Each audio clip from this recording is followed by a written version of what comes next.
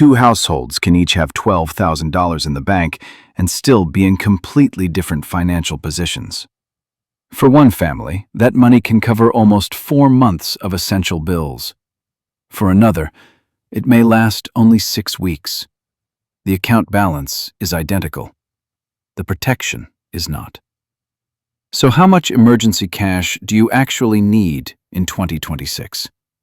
Not a viral number, not 3 months of your salary, and definitely not whatever your favorite finance influencer happened to save. You need a number built around your own bills, your own risks, and the amount of time it could take your household to recover.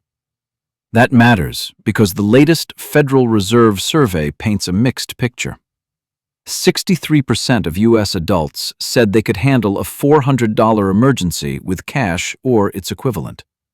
But only 55% had enough emergency savings to cover 3 months of expenses. And 12% said they could not cover that $400 shock by any method at the time. This video gives you a practical way to calculate your number in about 10 minutes. It is educational, not personal financial advice, and every household will land somewhere different. First, define what emergency cash is actually for. It is not a vacation fund. It is not next year's holiday shopping.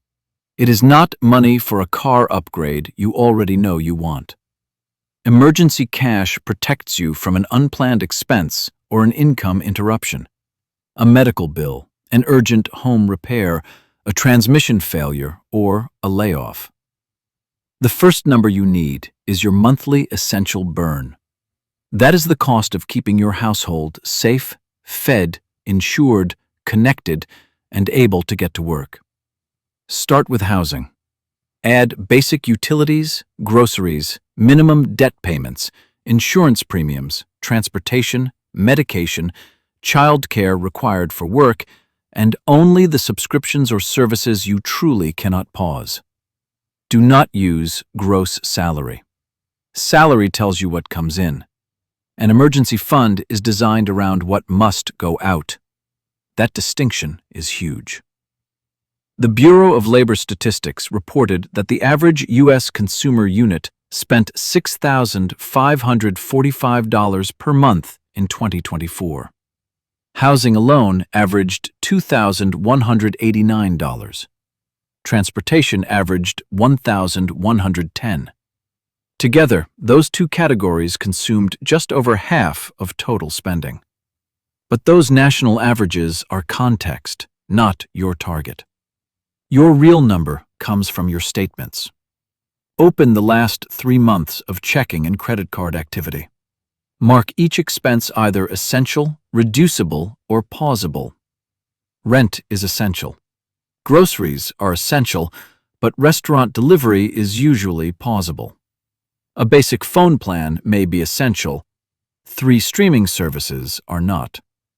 Use the average of the essential column. Then catch the expenses that do not arrive every month. Property taxes, annual insurance, car registration, school costs, and recurring medical expenses can quietly destroy an otherwise clean calculation. Add the essential annual total and divide it by 12. Now, let us make this real. Maya and Daniel have 2 stable paychecks. Their essential monthly costs are $3,800. That includes rent, groceries, utilities, 1 car, insurance, childcare, minimum debt payments, and their annual bills divided by 12. Andre is a self-employed single parent. His essential monthly burn is $4,600.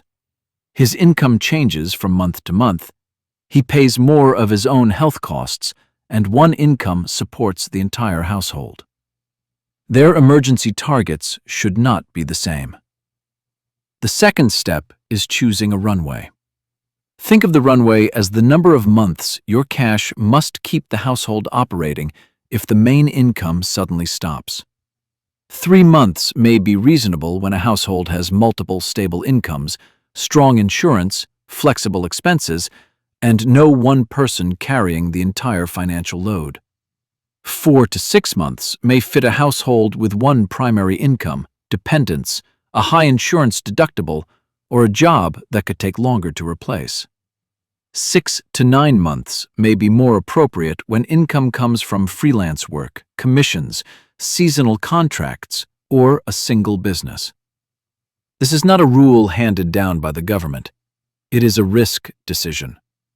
The Consumer Financial Protection Bureau specifically says the amount you need depends on your situation. For Maya and Daniel, a 3-month runway equals $11,400. For Andre, 6 months equals $27,600.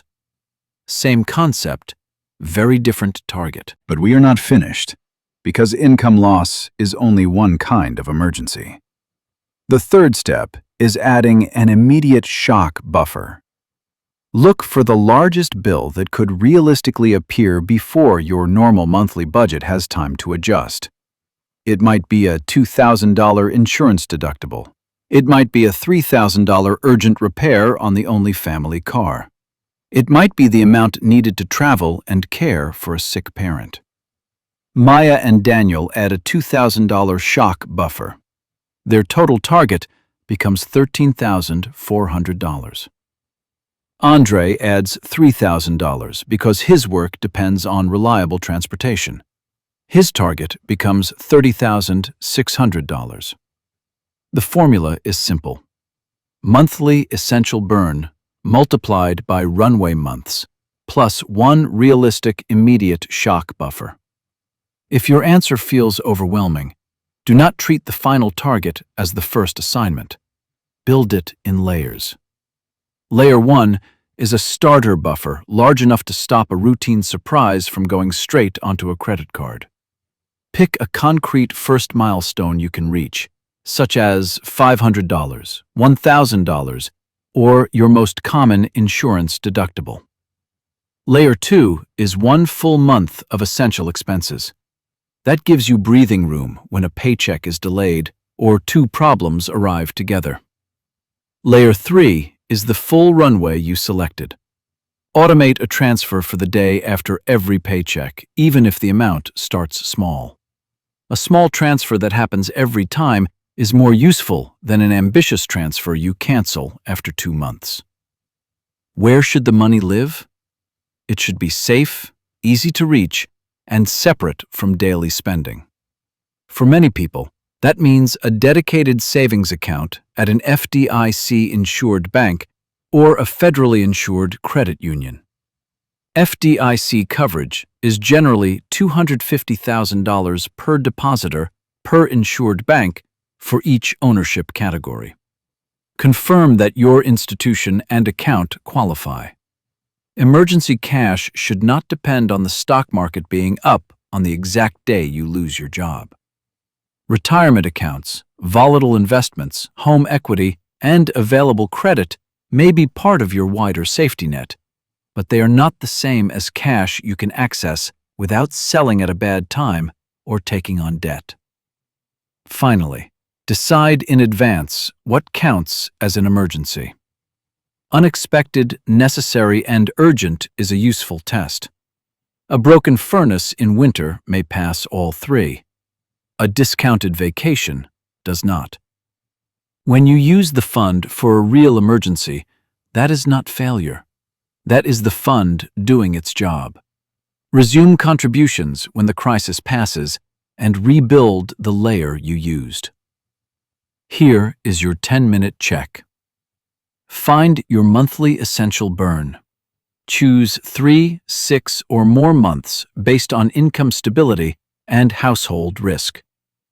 Add 1 realistic shock buffer. Keep the result separate, safe, and accessible. Then automate the next small step. Your emergency number is not a status symbol. It is the amount of time and choice your household can buy when life stops following the plan. If this helped you find a real number instead of a generic slogan, subscribe to Cody Invests. In the next breakdown, we will show exactly how to build that fund without putting every other financial goal on pause.